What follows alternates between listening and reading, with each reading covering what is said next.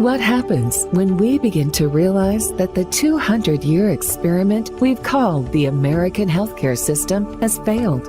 Tune in to Awakened Wellness with Mylaine Riobe, MD, and join the conversation about how to heal our broken system to reverse our current health crisis. The entire world is looking for answers, and the truth is hidden in plain sight. Learn how spirituality, ancient traditions, and cutting-edge science are merging to create a new paradigm of wellness every Wednesday at 12 a.m. and 12 p.m. Eastern Time, with live video shows every first and third Wednesday at 12 p.m. Eastern Time, when you can call in and ask the questions that matter most to you.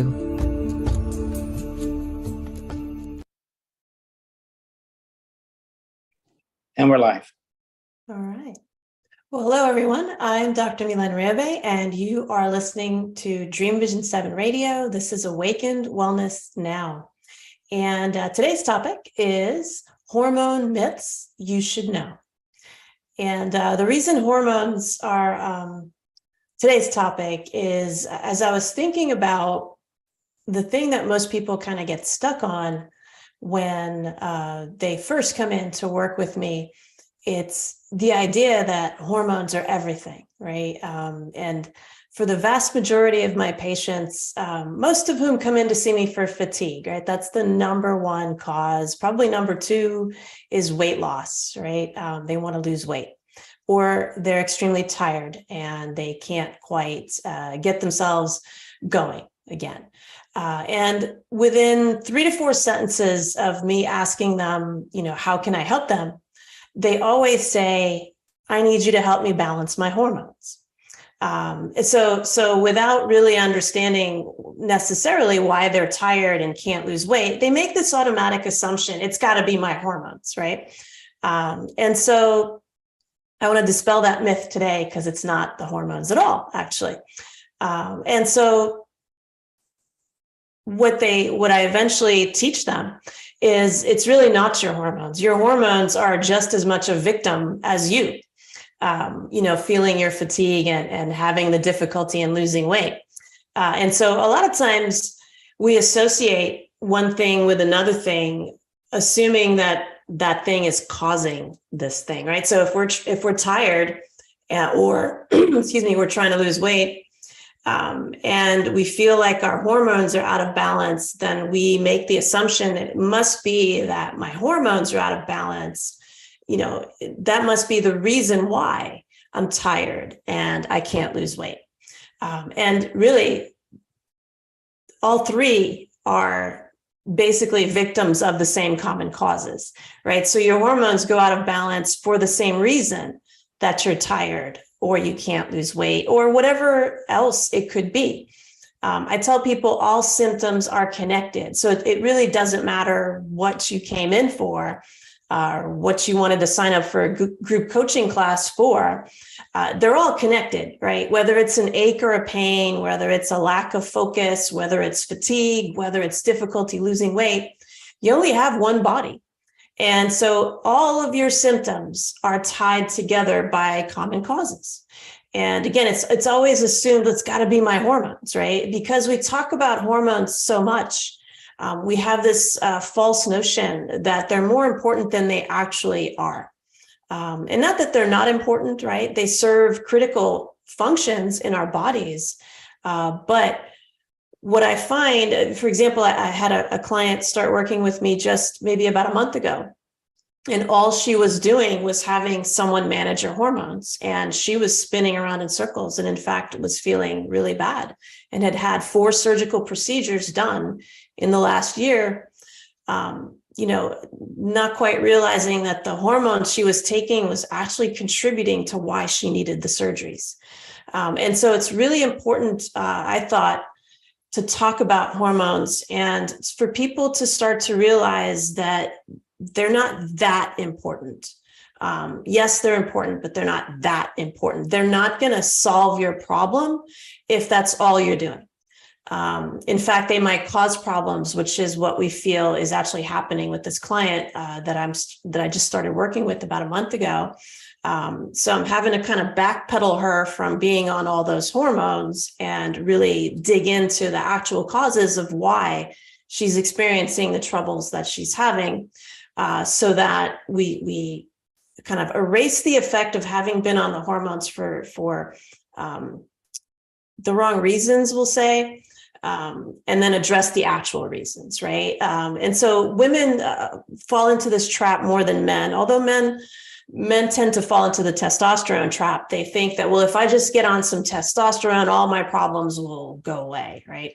And sometimes it actually happens temporarily, because the hormones are kind of like a Band-Aid, right? They will mask symptoms, just like a prescription drug might mask a symptom. Hormones can sometimes do that as well. And so we're not quite realizing that we're not quite getting to the root cause of the situation. And then we start to have side effects from the hormones, right? And this is regardless of the type of hormones that you're taking, whether they're natural hormones or synthetic hormones.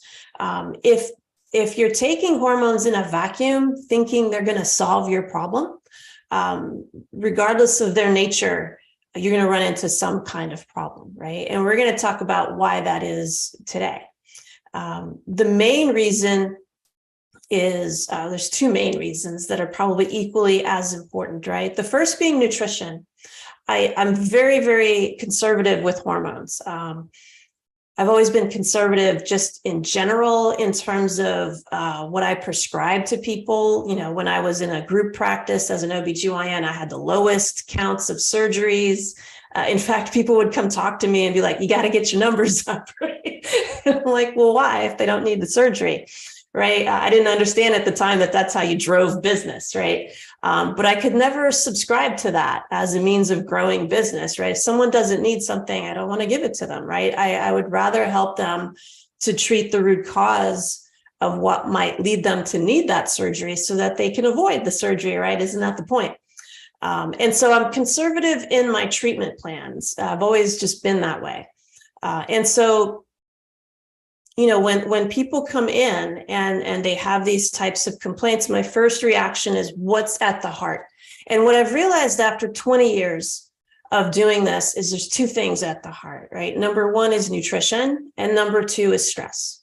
And if you don't get those two things situated, it doesn't matter what you do with your hormones, they will always go out of balance. And no matter whether you're on hormones, whether your numbers are normal in your blood work, doesn't matter. You're still going to have symptoms if you don't have the right nutrition and you don't know how to mitigate the impact of stress properly. And so that's what I've learned, because I've been on that hormone road, right? When I first learned about bioidentical hormones, I don't know, 18 years ago, you know, I thought it was going to solve everybody's problems too, because that's how we were trained in residency, right? When I did my OB-GYN residency, hormones were huge, right? We were constantly writing prescriptions for hormones, whether they were birth control pills or hormone replacement therapy. For menopausal women, we were constantly writing hormone prescriptions. And so it becomes ingrained in your psyche, you know, that things are fixed with hormones, right? So if someone had, you know, excessive or painful menstrual cycles, we'd write them a prescription for birth control pills. If they were having hot flashes, we'd write them a prescription for hormone replacement therapy, right? And so this became a habit. So it was almost a running joke. If you can't throw a hormone at it or cut it out, you can't fix anything. And then what happened was, when I first got out of my residency training and started practicing, there was a huge study that came out on hormone replacement therapy. It was the Women's Health Initiative study. It came out in two phases in around 2004. And it was really bad news for hormone replacement therapy. There was a product that had been on the market called Prempro that was on the market for 4 decades before the study came out. And they had to stop the study before it was even over. It was supposed to be a 5-year study. They ended up stopping it prematurely because once they started monitoring this hormone, they realized how toxic it was. They realized that the women who had been taking these prescriptions of hormone replacement therapy, Prempro specifically, were having more strokes and getting more cancers than women who were not taking these hormones. And so suddenly everything just blew up in our faces, right? This stuff that we were writing prescriptions for, without even batting an eyelash or thinking about it, suddenly we got hit with this daunting realization that this stuff's poison. Right? So I went out and I started to look for other options. And just around that same time, some clients started coming in and asking me about bioidentical hormone replacement therapy. And again, this was way early in my career, so I didn't really quite know about them yet. And we had gotten letters from our boards. So I'm a fellow of the American Board of Obstetrics and Gynecology. So this is a body that certifies you as being competent in obstetrics and gynecology. So they are an authoritative figure for us as OB-GYNs, and they sent out letters after this study came out back in 2004, 2005 to tell us, okay, hormones are dangerous, so please don't use them for more than 5 years. Oh, and by the way, those bioidentical hormones you've been hearing about, don't prescribe them at all because we don't know anything about them. There aren't any studies to verify their safety. And so I took this letter, I read it, and I was like, oh, okay. And so when clients came in and they were asking about these bioidentical hormones, I'd be like, yeah, we don't have any studies, so I wouldn't recommend them. And it was a gentleman that I ran into at the gym. We used to always joke around at the gym. He was a surgeon, and I was an obstetrician gynecologist. And, he'd always be doing cardio, and I'd go do cardio next to him, and we would just talk. And he was like, hey, have you heard about those bioidenticals? And I was like, yeah, they told us not to use them. And he was like, don't believe the hype. He's like, go take a course in these hormones. And I was like, what do you mean? Don't believe the hype, And he was like, trust me, go and check this course out. And so I did. I went and I checked the course out, and my jaw just dropped because they were re-educating me on hormones. Now, mind you, I went to medical school. I studied for 13 years, and I'm a board certified obstetrician gynecologist, right? Like nobody knows more about hormones allegedly than I do. And yet they were re-educating me on hormones. And so it was very shocking to see, like, wait, so all the stuff I was told is actually not true. And it's the stuff that's in the textbooks that's actually true. And there was this weird dissonance between what we learned in a textbook and how we practiced it in the real world. And we were, there was this weird divergence of what the data said and what we were trained to do, which was really weird, right? So I went back and was like, wait, I already learned all this stuff. And I went back and I looked, and then I started looking up the studies on bioidentical hormone replacement therapy. And this gentleman was absolutely right.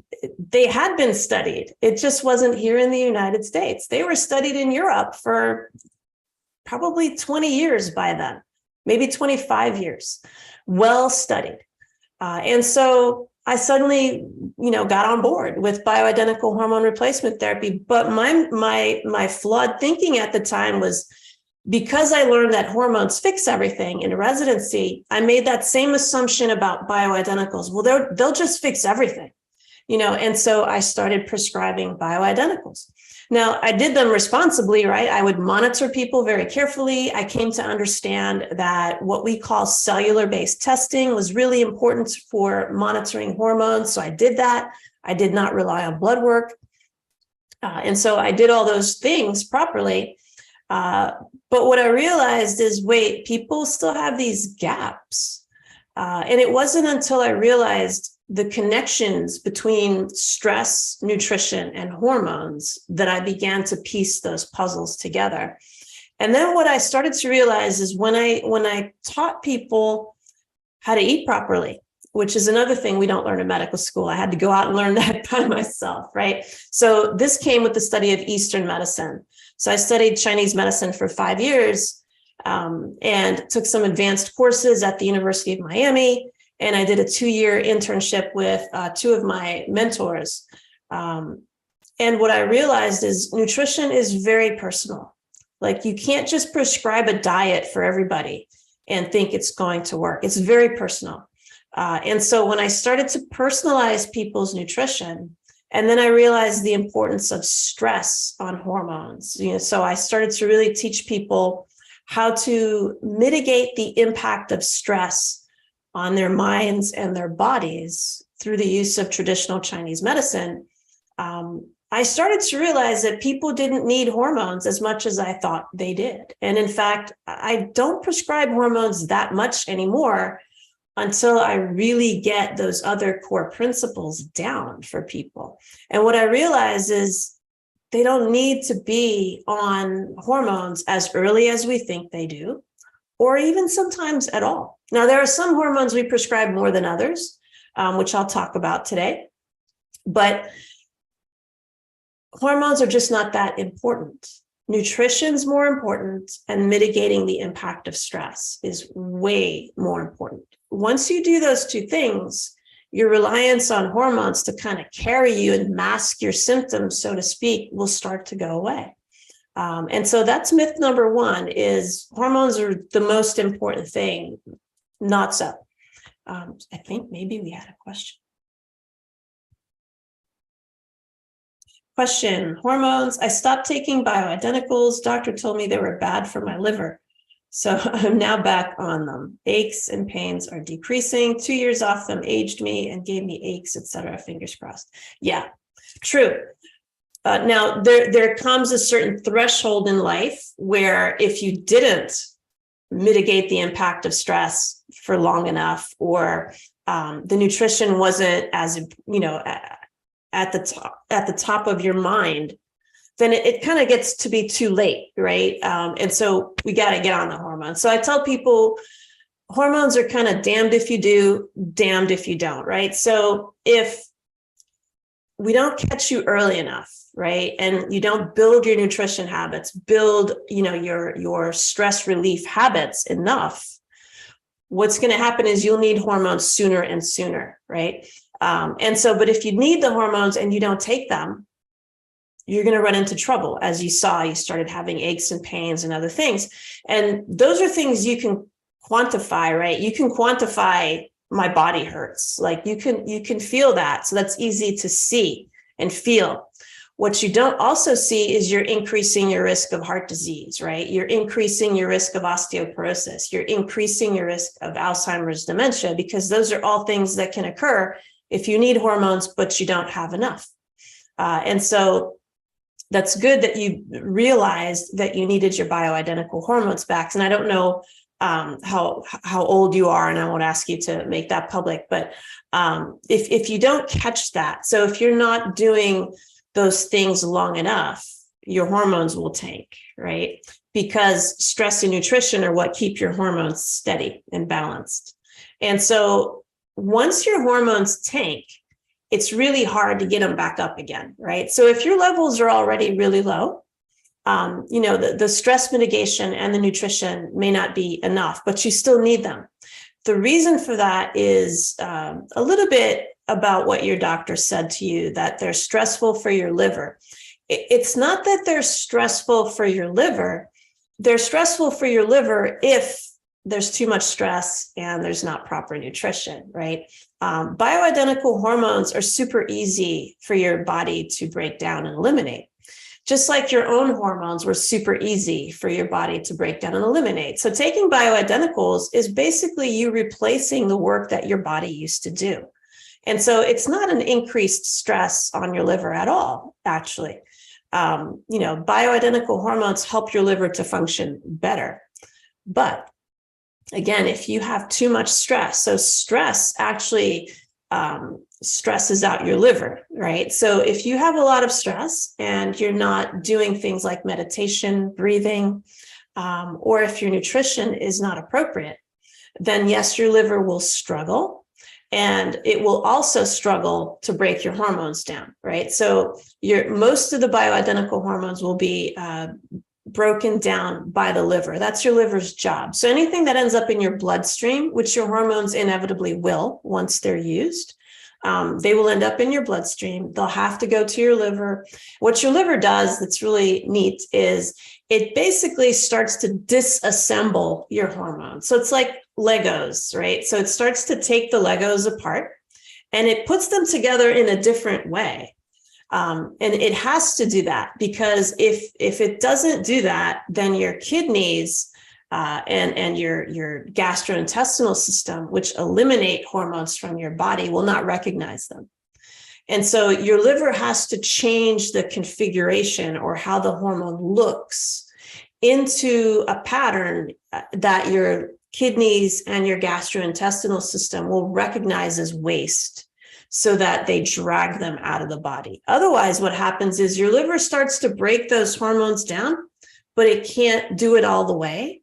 And so your hormones don't look the same as they did when they first entered the liver, but they don't look the way they're supposed to look for your kidney and your gastrointestinal system to recognize that hormone as waste. So what happens is now they're in this weird intermediate phase where they're a toxin. So they become toxic and now they recirculate in your body. So now your liver can't quite repackage it so that your kidney and your gut can recognize it. So then your kidney and your gut don't know that they need to toss those, in your stool and in your urine, right? And so they just keep recirculating in toxic form, and that's dangerous.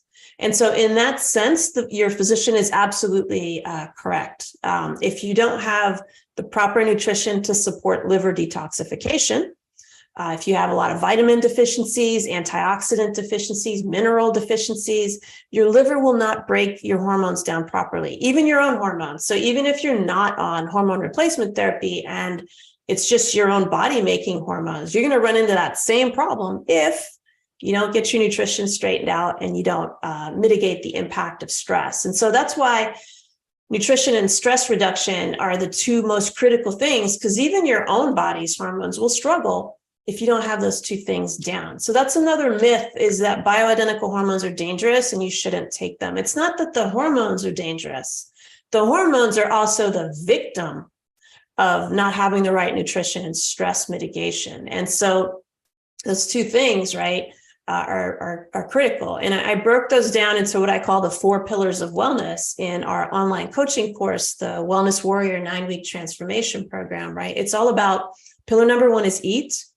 Pillar number 2 is move, right? You have to move yourself so that your circulation moves, so that that blood gets into the liver, so your liver can detox and eliminate those things. Then you have to rest, because you actually detox at night when you sleep. So if you're not getting to sleep on time and you're not getting enough sleep, you're not detoxing. And so that puts stress on your liver, actually. Your liver is most active in the middle of the night, believe it or not. So while you're sleeping between 1 a.m. and 3 a.m., your liver is very active. That's when it detoxes. And so if you're not sleeping properly, or if you're waking frequently at night, or if you don't have those other pillars up, then your liver's not going to work properly. And then pillar number 4 is detox, the actual detoxification system.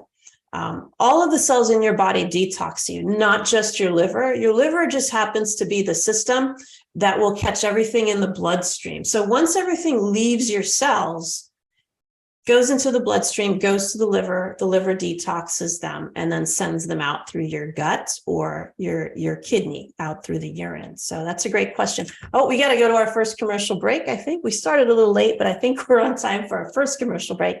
So you're listening to Awaken Wellness Now. I'm your host, Dr. Mylaine Riobe. Let me give you the phone number. I'm sorry, I forgot. Area code 646-558-8656. Please give us a call, *9, to ask a question or make a comment. We'll be right back. Thank you.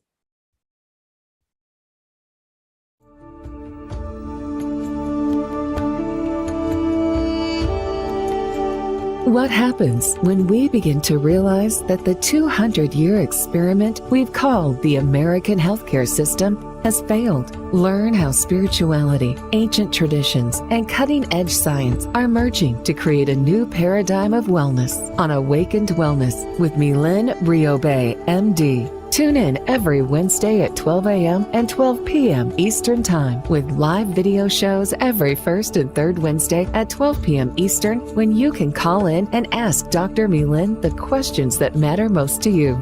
Dr. Mylaine is the medical director of the Riobe Institute of Integrative Medicine in Jupiter, Florida. For more information, visit RIOBE-integrativemedicine.com. Dream Vision 7 Radio Network invites you in for this dynamic, forward-thinking show.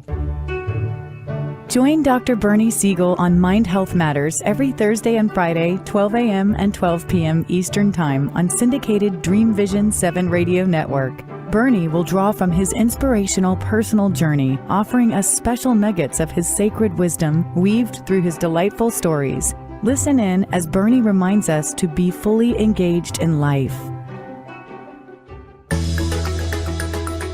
Ever wonder what it's like to have your own radio show? Well, wonder no longer, because you can dip into the radio airwaves by being host for the day on syndicated Dream Vision 7 Radio Network. It's a fabulous way to get your radio feet wet. It's an opportunity to market your business, modality, or book. Have a guest, mention a sponsor, and take callers. Or you may want to facilitate a lesson by going solo. It's up to you. Listeners can be online, mobile, in cars with Bluetooth, or listen through Amazon's Echo by asking, Alexa, play Dream Vision 7 Radio Network. For more details, go to dreamvision7radio.com and click on Host for the Day. Delight your kids with an enchanting journey by reading the Paper Doll Kids children's book by Deborah Beauvais and Janine Sullivan. There's even a catchy tune, Kids for Love Song, produced by Bob Sherwood and sung by kids just like yours. The story weaves around 7 paper dolls flying around the world doing good deeds as they bring important attention to our endangered animal friends. There's even a magical ring with a universal message. Kids become interested in service projects, action through compassion, and planting seeds that nurture positive change. The Paper Doll Kids and Kids for Love Song are a production of the Kids for Love Project. Get the book now on Amazon Kindle and the song on CD Baby or iTunes. This is Dream Vision 7 Radio Network, uniting mankind with universal love. Our shows are created from the heart, bringing each listener to a place of divine enlightenment. Breathe, relax, and enjoy. Let life flow.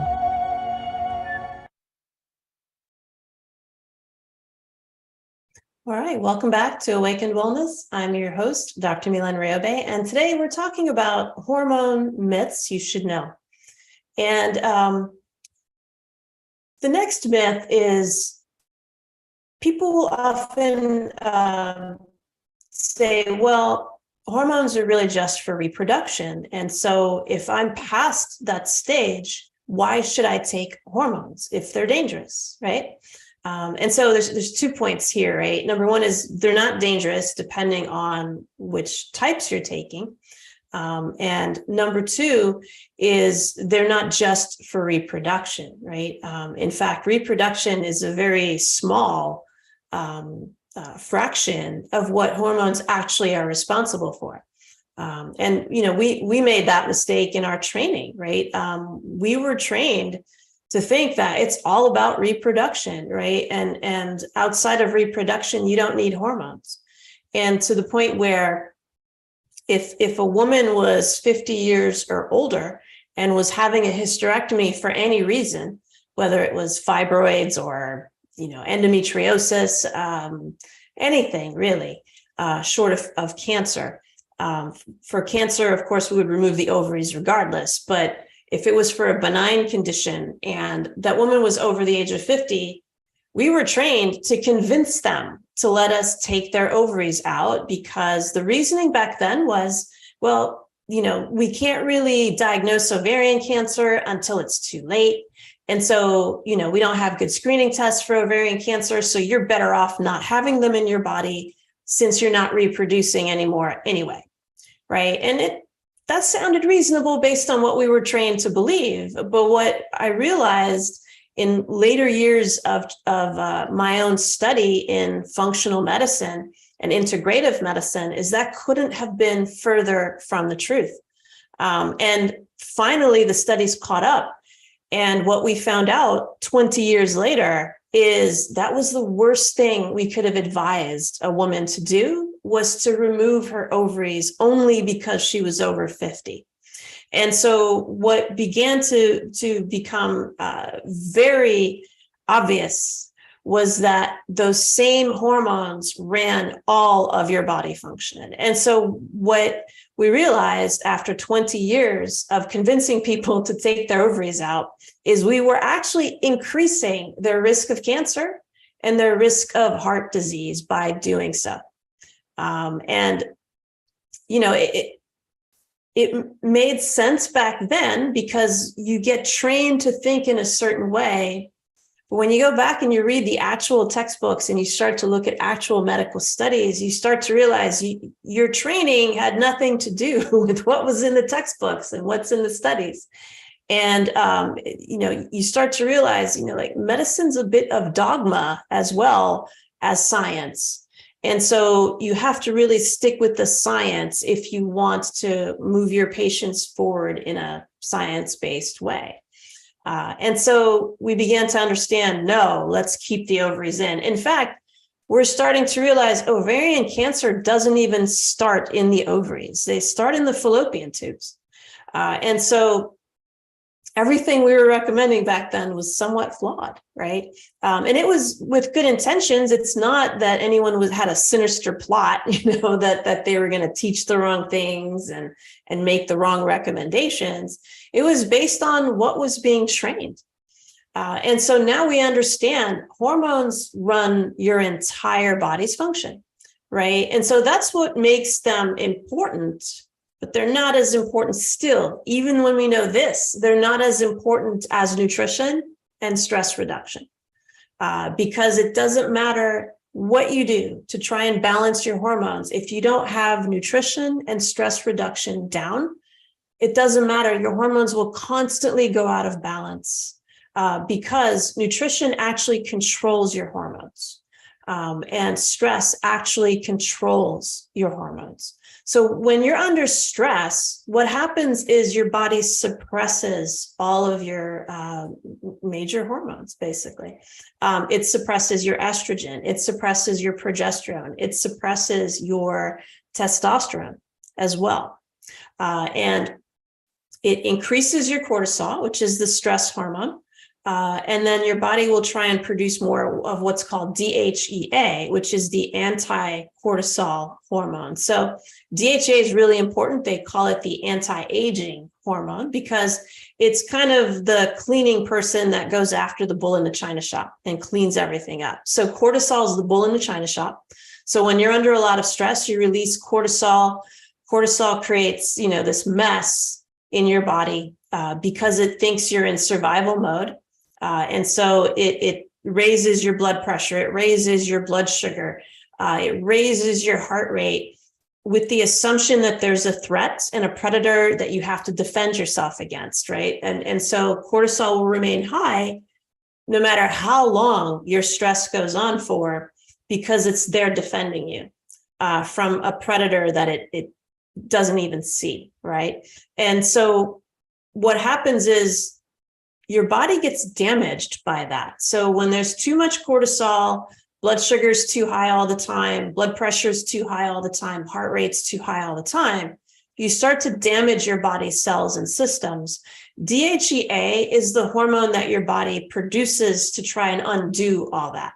And so cortisol raises blood sugar, DHEA drops blood sugar. Cortisol raises blood pressure, DHEA drops blood pressure. So everything cortisol does, DHEA undoes. The problem with the DHEA is it can't go on forever, right? And so at some point, that system, that stress management system, starts to decline. And so you'll see one of the first signs is that your DHEA levels will begin to drop. So your cortisol is still too high. That's usually not the first hormone to go down. Your DHEA would be the first one to go down under chronic stress. And then the cortisol starts to fail after that. The reason cortisol fails last is because it's so important for survival. Like your body does not want to shut that function down because it thinks you're being threatened. And so remember, your body is not logical when it comes to stress. And so you may look around and there's no predator, there's no immediate danger to your life, but you still feel maybe the financial strain. Maybe the aches and pains are causing you some subconscious stress. So that's all interpreted by your body as a predator, an immediate danger. Even though it's not immediate, like your brain knows it's not immediate, but your body doesn't. So your body is not logical when it comes to stress. It will think there's a predator out here somewhere because your cells don't have eyes or a brain. They only respond to chemistry, and stress is stress. Your body can't distinguish a lion, pouncing on you from your bank account being lower than you want it to be, or you not having had enough sleep the night before and feeling really tired. Like your body doesn't know how to distinguish stress from one type of stress from another. It interprets it all as a lion pouncing, a predator about to kill you. And so it will respond accordingly. Now your brain will sense like there's no predator, so I'm going to calm myself down, right? And so you're not going to feel your heart pounding and you're not going to feel the stress, but your body will. And so there's this disconnect with stress that's really dangerous. And so your body will still respond accordingly as though it's being threatened. And that's the danger. That's what makes people sick, whether you're taking hormones or not. And so this is where, again, breathing techniques, meditation, proper restorative exercises are super important. Like you have to convince your cells that you're not under threat by breathing in a way that tells it you're not under stress or threat. So remember the 5 seconds of inhale and 5 seconds of exhale. Again, that's a 10-second breath. And you want to always breathe through your nostrils. And so you don't want to breathe through your mouth. That's a fight or flight way of breathing. So you don't want to send a fight or flight signal to your cells. You want to send a calm signal to your cells. So always in and out through your nose. 5 seconds in, 5 seconds out. You don't have to hold your breath, nothing like that. When you do that consistently, you are convincing your body's cells that you're not under threat. And so now you're reducing the impact of stress. And now your cortisol can actually go down. And then your DHEA will actually come up. And then all your other hormones will stop being suppressed. So this is another survival mechanism, right? So when you're under threat, your body does not want you to reproduce, right? That is one of their functions, your hormones. And so your body doesn't want you to reproduce. It's going to suppress the hormones that would be responsible for your reproduction.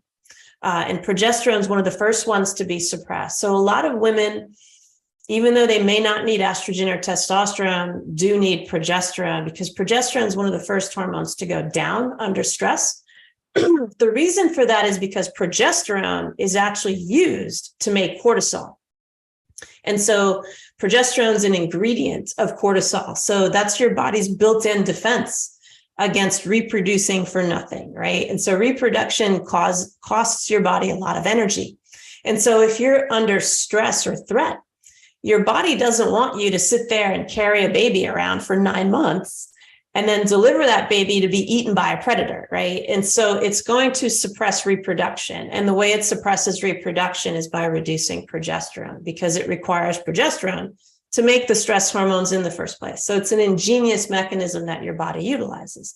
The problem is now you become estrogen dominant, and that's dangerous, long term. Now, estrogen does not cause cancer. It's kind of like fertilizer for cancer, but it doesn't actually cause it. So hormones don't cause cancer, but they can create an environment for the cancer to thrive.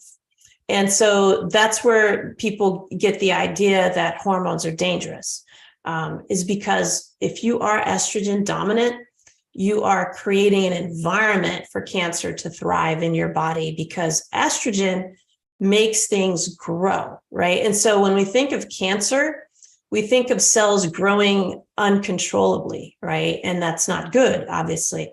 Progesterone is kind of the undoer of estrogen. And so estrogen makes things grow. Progesterone shrinks things down. It prevents them from growing. And so everything's about balance in the body. And so if you're estrogen dominant and you don't have enough progesterone to balance your estrogen, things are going to have a propensity to get bigger.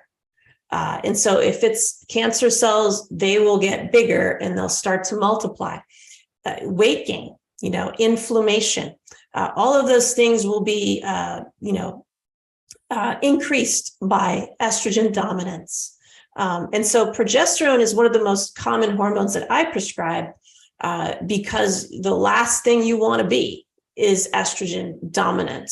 And even for some women taking hormone replacement therapy, you want to be absolutely certain that you're taking enough progesterone to balance that estrogen so that you don't set up the estrogen dominance. So another myth is, well, hormones cause cancer. That's not true. Or hormones cause strokes. Not true.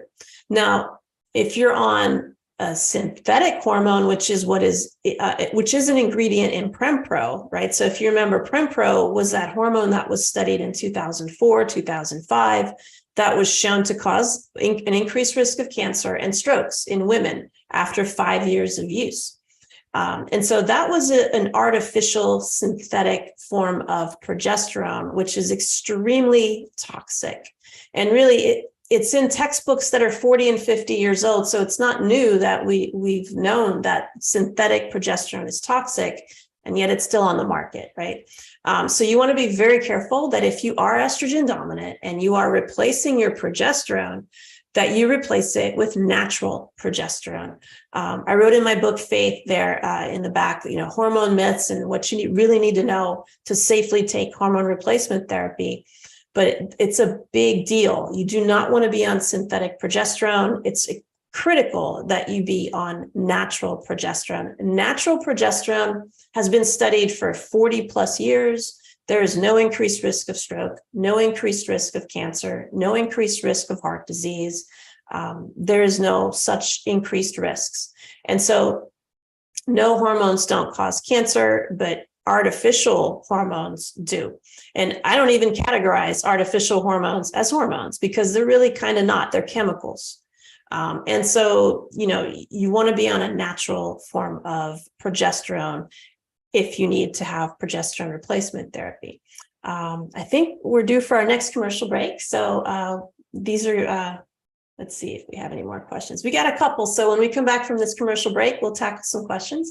You're listening to Awakened Wellness. I'm your host, Dr. Mylaine Riobe. We'll be right back.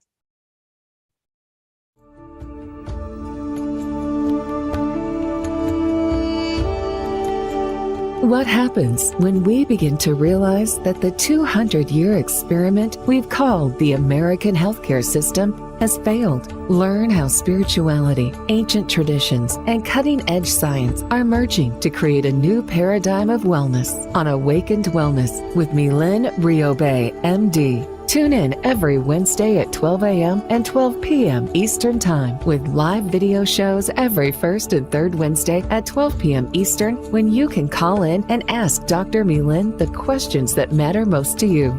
Dr. Mylaine is the medical director of the Riobe Institute of Integrative Medicine in Jupiter, Florida. For more information, visit RIOBE-integrativemedicine.com. Dream Vision 7 Radio Network invites you in for this dynamic, forward-thinking show. EDICIA is a U.S. nonprofit dedicated to the dream of ending childhood malnutrition for millions of children around the world.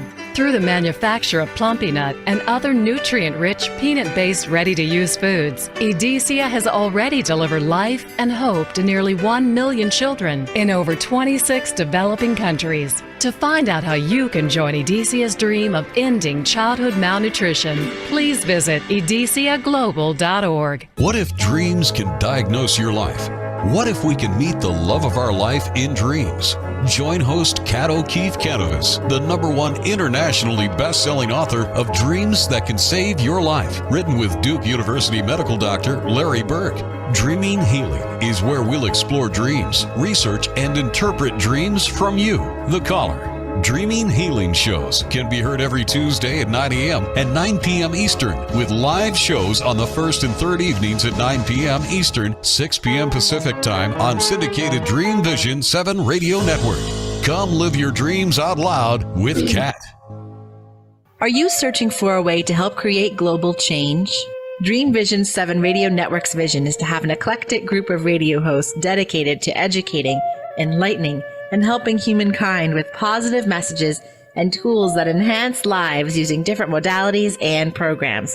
If you would like to join our team and help illuminate the universe, call Deborah at 508-226-1723 or Deborah at dreamvision7radio.com. This is Dream Vision 7 Radio Network, uniting mankind with universal love. Our shows are created from the heart, bringing each listener to a place of divine enlightenment. Breathe, relax, and enjoy. Let life flow.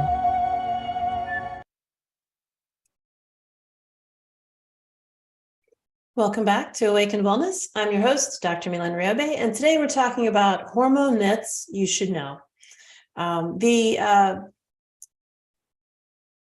The association between nutrition and hormones, right? So B vitamins in particular, now all the vitamins play a role in hormone balance, but B vitamins are almost like little levers that will literally increase and decrease hormone levels depending on their own levels. So all of the B vitamins are critical in literally turning on and turning off hormone production.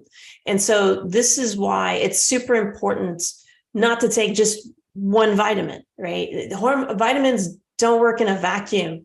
And so if you're only taking like vitamin E, and not really having a comprehensive test done to know which actual vitamins you need, you're going to keep running around in circles and you will never balance your hormones properly. Now, nutrition is key, right? So it's always best to get your vitamins and minerals from your food, whole food. But if you're still deficient, then taking supplements is extremely important. And you want to be careful not to overtake supplements. So it's the same thing, right? Everything's about balance. You don't want too much estrogen. You don't want too little estrogen, right? You don't want too much progesterone. You don't want too little progesterone. Too much progesterone can cause blood sugar problems, right? Too little progesterone can cause Alzheimer's, right? Too much estrogen can increase your risk of cancer, can cause inflammation, headaches, pains. Too little estrogen can cause osteoporosis, dementia, heart disease. So it's all about balance. Your vitamins are no different. If you take too much of a vitamin, you're going to drive certain hormones down too low. If you take too little of that vitamin, those hormones might be too high. And so it's really important not to overtake anything. And it's really important not to take things you don't know you actually need. And so getting tested, and unfortunately, regular blood work does not provide that information. And so you'd have to really see a board certified integrative medical doctor to get more comprehensive nutrition studies. Sometimes they can do them in two ways, right? So we can test your urine to see like total body storage of upwards of 30, 40 different vitamins and minerals, or it's still a blood test, but what makes it different than the blood work you get at a regular lab is they isolate out your immune cells at the lab, and then they test the actual immune cells for 33 different nutrients, different vitamins, minerals, antioxidants. So now you get this huge comprehensive report of your nutrition status. And so now you will know, okay, I'm deficient in the following vitamins.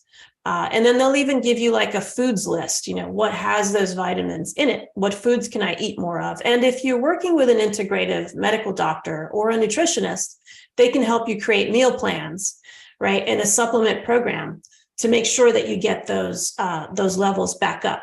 So the most important thing in balancing your hormones is actually getting your nutrition to be proper, for you.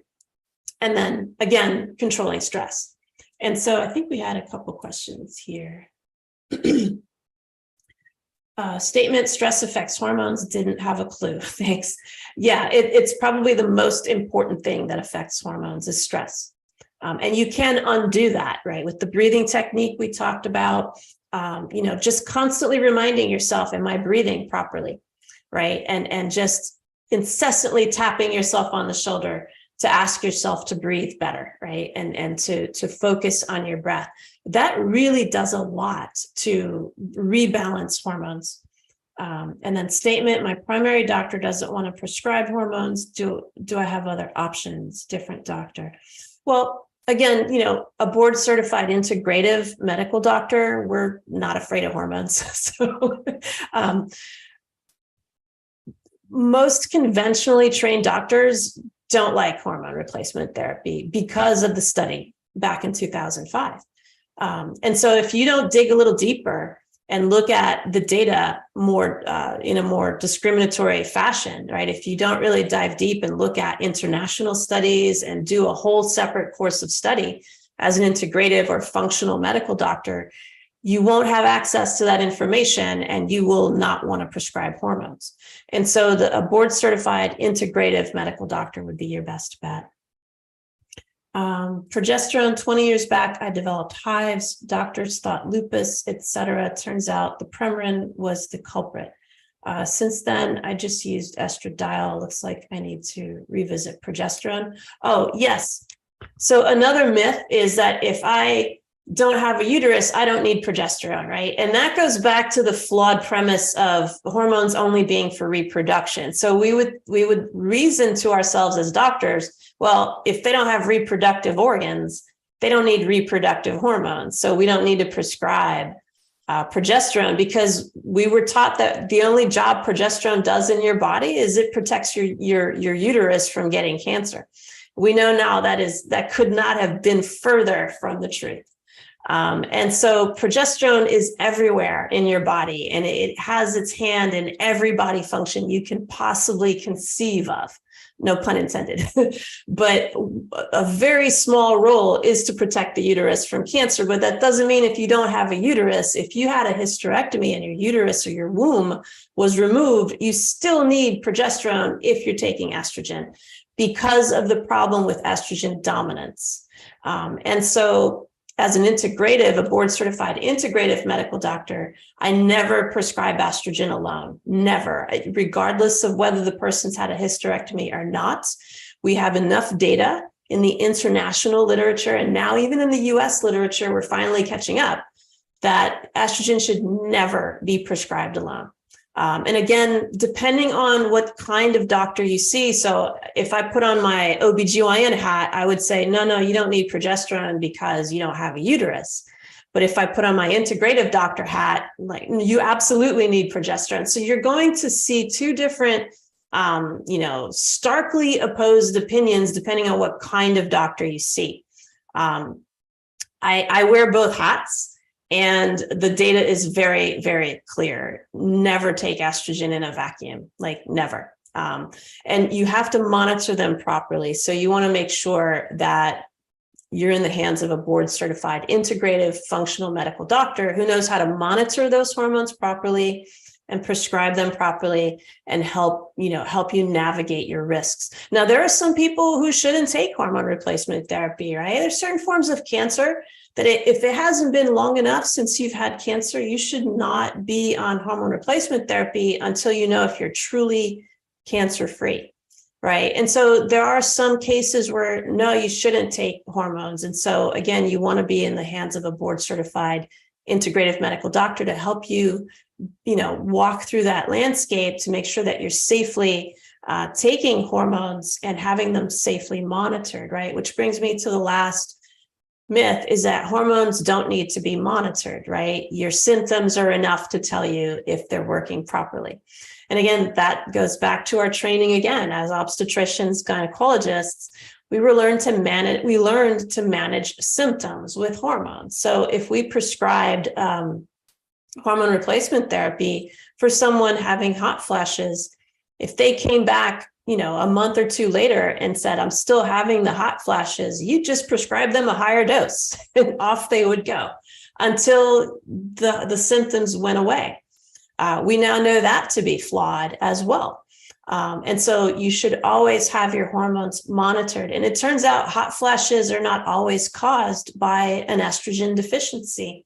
That was an assumption we made. Just give them more estrogen and the hot flashes will go away.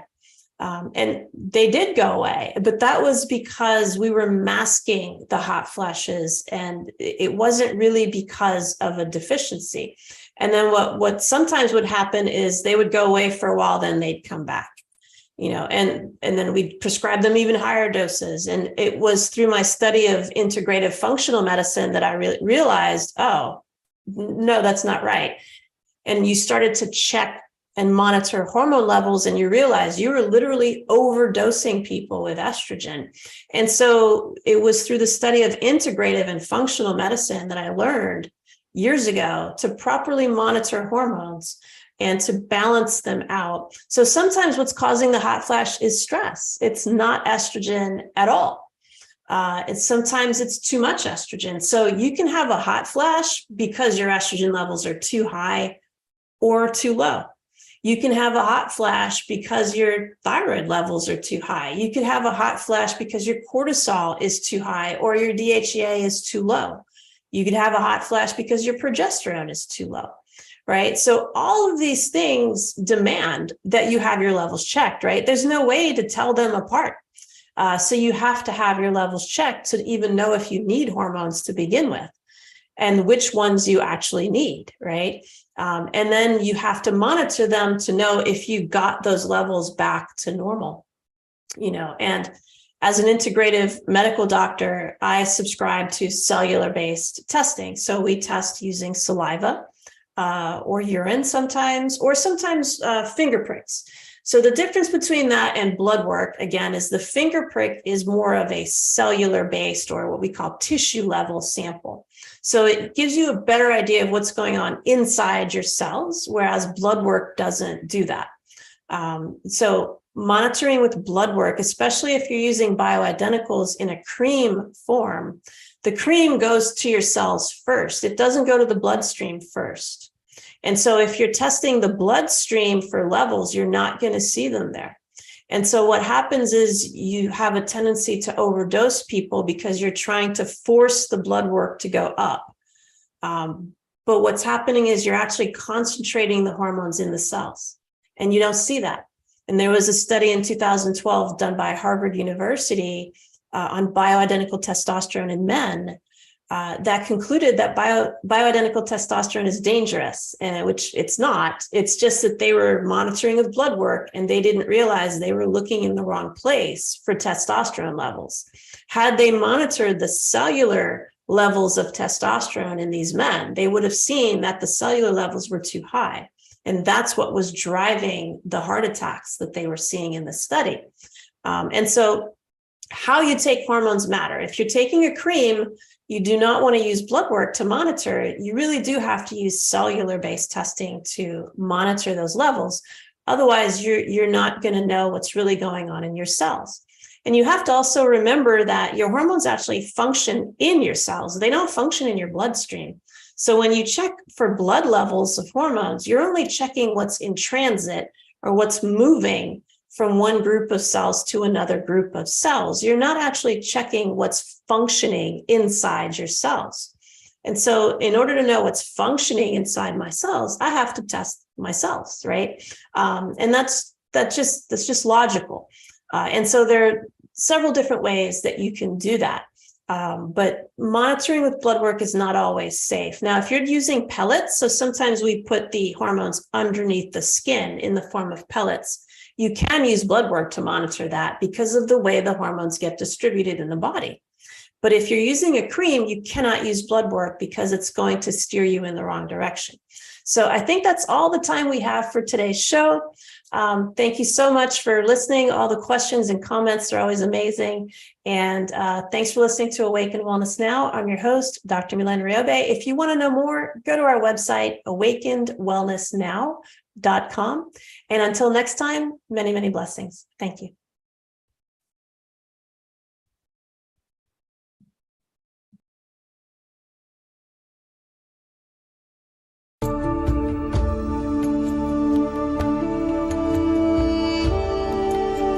Join us next time on Awakened Wellness with Mylaine Riobe, MD, to learn how spirituality, ancient traditions, and cutting-edge science are merging to create a new paradigm of wellness. Awakened Wellness airs every Wednesday at 12 a.m. and 12 p.m. Eastern Time, with live video shows every first and third Wednesday at 12 p.m. Eastern of each month. Meanwhile, you can join our Facebook page at facebook.com/awakenedwellness and let us know what you'd like to discuss on future episodes. Dr. Mylaine is the medical director of the Riobe Institute of Integrative Medicine in Jupiter, Florida. For more information, visit riobeintegrativemedicine.com. This show is part of the Dream Vision 7 radio network. This is Dream Vision 7 Radio Network, uniting mankind with universal love. Our shows are created from the heart, bringing each listener to a place of divine enlightenment. Breathe, relax, and enjoy.